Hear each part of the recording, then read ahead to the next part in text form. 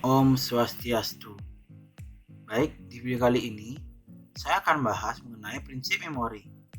Nah, sebelum itu kita harus mengetahui apa itu prinsip memori. Prinsip memori atau ingatan menjadi perhatian penting dalam mendesain pesan. Hal ini berkaitan dengan karakteristik pesan yang dapat diterima secara visual dan audio. Nah, dalam mendesain pesan yang terkait dengan daya ingat dapat merujuk terlebih dahulu ke dua hal, yaitu melihat dan mendengar hingga ke tingkat yang lebih tinggi. Yang pertama, ada melibatkan dua modalitas lebih baik daripada satu modalitas.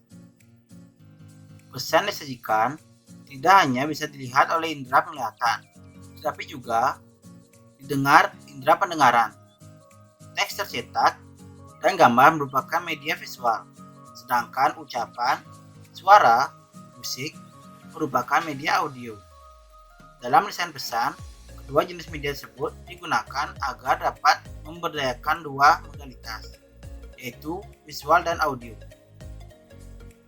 Kemudian yang kedua ada belajar akan lebih banyak terjadi, di mana informasi yang diterima menggunakan dua modalitas.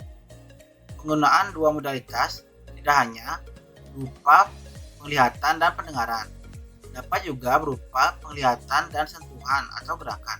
Penggunaan lebih dari satu modalitas juga sebagai upaya mengakomodasi gaya belajar pembelajaran, karena ada pelajaran yang memiliki gaya belajar dengan melihat dulu baru mempraktekannya.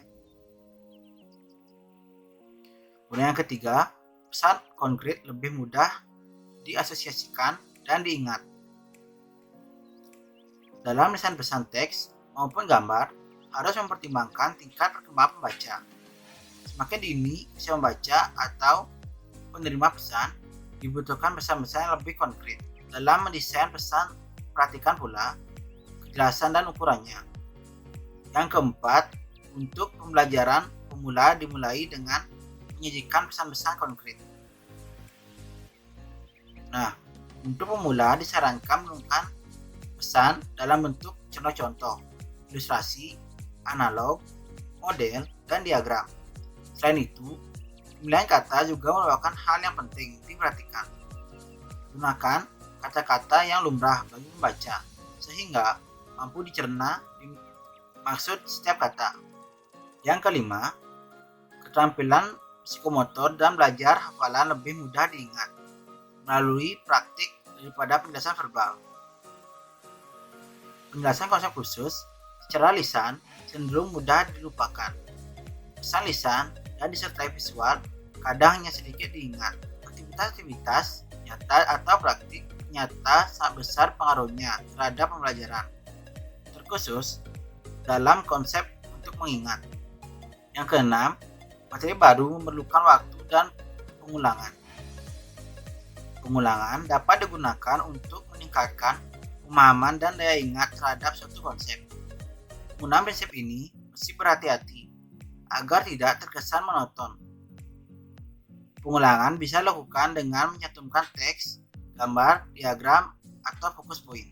Kemudian terakhir ada transfer pengetahuan dalam situasi nyata meningkatkan daya ingat.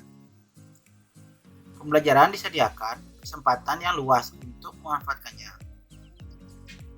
Pengetahuan, sikap, dan keterampilan yang telah dikuasai dalam situasi yang berbeda. Pengetahuan yang telah dipahami perlu diterapkan dalam suatu situasi nyata agar lebih tahan lama tersimpan di memori. Nah, demikian prinsip memori yang bisa saya sampaikan. Sekian, terima kasih.